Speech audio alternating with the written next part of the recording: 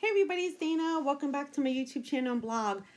Today we're going to be working with some distressed oxide inks as well as some stencils. So let's go ahead and get started. So I'm going to be using two stencils today. One is a very small petite pattern and the other one is a little bit larger. This one is a flower pattern. So with this technique, it's like two different designs in one.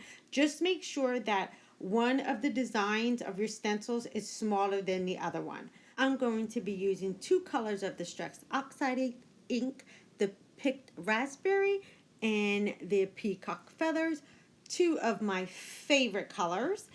I will have to say I'm loving these inks, especially the new ones that just came out. Oh my god, I just can't tell you enough about these inks. But okay, let's get started. So I went ahead and I temporarily put down my cardstock, which is Neenah Solar White 80 pound, and I temporarily just put that down onto my craft mat so it doesn't shift. And I also put down my stencil with some MICROPORE tape, and that's the tape that you usually see in doctor's offices or in your emergency rooms. It's really great to use when you're working with your crafts in your craft room. So I'm going to put down just an even layer of this oxide ink. Now listen, if you guys don't have the oxide ink, don't panic. You can do this with any ink. You can do this with the regular distress ink. You can also do this with any ink that you already have. If you have the Simon Says stamp, if you have the Hero Arts, if you have Gina K, if you have Catherine Pooler, you name it. Whatever ink you already have, just go ahead and use it. This double stenciling works fabulous with any inks. You just want to make sure you have one lighter ink and one darker ink, and you'll be in business. So I just want to make sure I get even coverage on this because this is a really tiny polka dots. So I want to make sure that I have the color through every single one of the holes. I'm going to go ahead and pull this back. This is like Christmas for me every single time I do it. Voila, tiny dots. Now I'm going to come in with the flowers. Now this is where you want that petite design to fit inside your larger design. So I'm going to go ahead and tape that one down. So you can see that this is like endless. You can do all sorts of color combinations. Just make sure, like I said, when you're doing this, that one of your design is small enough to fit inside the other design. So now I'm going to come back in with that picked raspberry. Oh, I just love this color. I'm going to go ahead and make sure I'm kind of holding that stencil in place because the flowers on this one is so delicate to me. I just don't want to make sure, I want to make sure that they don't move. So I'm kind of gently just holding that stencil down so it doesn't shift on me. So I'm just working in circular motions just to get an even coverage on that. I'll just rub a little bit more in the middle and then that is done. So I'm going to go ahead and lift that up. Again, it's like Christmas. And look how pretty. Let me bring this up. So you see how the little polka dots fit right inside the flowers? It's such a cool technique to do. I'm going to slide this back in because anybody that knows me knows I like to add a little bit of sparkle to anything that I create. So I'm just going to lay that back in there and I'm going to grab out my shimmer spray and I'm just going to mist this. I'm going to do it from up high though because I don't want this to bleed. I'm going to pull that off and now I'm going to go ahead and use my heat gun just so I don't smear this. And we're going to have a fantastic looking background for our card. Look how pretty that is. I really wish I can show you on camera how great that shimmer is. Now, you see all this color? I'm not going to waste that. I'm going to spritz that with water. I'm going to grab a piece of cardstock and I'm going to place it face down on this. Now, anytime you have extra distress oxide ink, especially on your stencils, do not waste it. Make yourself some additional backgrounds. I always do this. Anytime I have color left over, I make myself backgrounds I can use later on cards. So look how pretty that is. You get a really pretty distressed look that you can save for later projects. I have an entire drawer full of backgrounds. Now I can also link you to up in the right hand corner up here and also down in this description box. I'll link you to a playlist of all the backgrounds I've made for cards. On this one here, I'm going to again spritz with some shimmer. Place down that Neenah Solar White 80-pound cardstock. I'm going to hold it in place just so I know it kind of absorbed into the paper some. And then I can lift it up. So don't ever waste your ink, you guys. Don't waste it. Make sure you use it. Get yourself some prints off of it. And then you have them, like I said, for later. So look how pretty that is.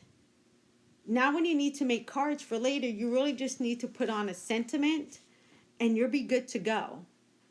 And they're really cool designs. It's like you really can't mimic this again because it's really going to look different the next time you go to do this. You're not going to really, every two designs, when you do this kind of technique is never going to be the same. All right, so I just want to show you that. Don't ever waste your ink on the back of your stencils. Go ahead and use them and put them to work. All right, so we had 3 card panels out of that. So we're going to go ahead and start putting a card together. So I'm going to pull back in that peacock feathers. And since I don't have cardstock to match this, I'm going to go ahead and create my own. And what I love about these inks is they don't show the circle marks when you're trying to blend like the regular inks. And this is a hybrid ink and I absolutely love it. Absolutely love it. I'm obsessed with this ink. So I'm just making sure that I put down enough of this color that my hello sentiment, I can go ahead and die cut it out. So I'm just going to go up a little bit higher just to make sure that when I run this through my die cut machine, my word's going to fit. Okay, that is perfect. So I can go ahead and take that over to my machine and die cut that out. Now, what I want to do here is I want to use some of the picked raspberry to do a border just down the side of my card base.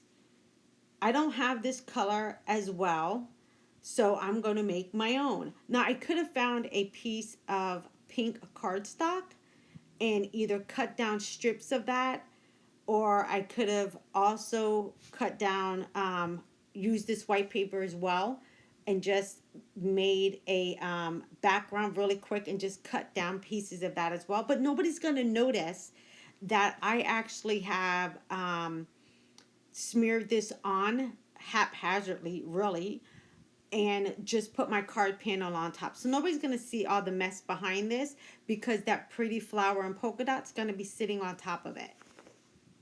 So just remember that you don't have to use full pieces of cardstock if you just want a little bit of color to be showing down the sides of your card. So I'm just going to make sure I get it right up to the top and then all the way to the bottom.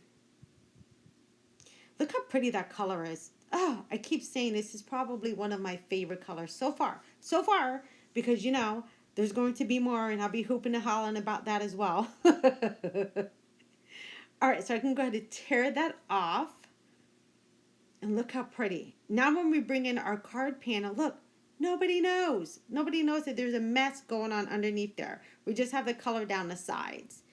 I do see that I missed just a little bit across the top. So I'm going to very gently with my blending tool go back in there and add that pink. And then that looks much better. And then my hello looks great. And now we're all coordinating and I'm a happy girl. Now before I do anything, I'm going to go ahead and heat set that color down the side just to make sure that's nice and dry before I go ahead and start putting my card together. All right, everything looks good. Now this card base right here is the Neenah Solar White 110-pound card base. This is my favorite card base. This is my go-to that I use constantly. And then now I can go ahead and put on that pretty double stenciled background we just made. Now, when you're stenciling like this, go ahead and make a bunch of them. And then this way they're ready for cards. All you have to do is add a sentiment later, maybe a couple of embellishments, but you already have your backgrounds done. Like I said, I have an entire drawer of just backgrounds created. So if I'm in a rush to do birthday cards or thank you cards, or I just have colored something and I need a nice background, it's very easy just to go through that stack of backgrounds I already have created and match it up with something I've colored. And before I know it, I already have a card that's already made. It's absolutely beautiful and it's ready to head out the door. All right, so I can just pop down that beautiful giant hello. This is one of my favorite die cut sentiments ever. I'll tap that into place. Oh, love it. Look how pretty that looks. Oh, word, it's so fabulous. Now I'm going to grab some of my Nuvo drops. And I'll just put a little bit of these in the center of my card, or actually in the center of my flowers rather. And this card is going to be done. See how easy that was to do, you guys? Super, super easy. And we didn't have to add a whole bunch of fuss to this. Just going to put one little last one there. And that is it. Look how fantastic that card looks. So do that double stenciling. It really makes a beautiful card. It absolutely does. It makes a great card. Super easy to do. No fuss. And great color. So this is what the card looks like when it's totally done. I hope you guys have a fantastic day. Make sure to subscribe. And I will see you guys in the next video. Have a great day, everybody. Bye-bye.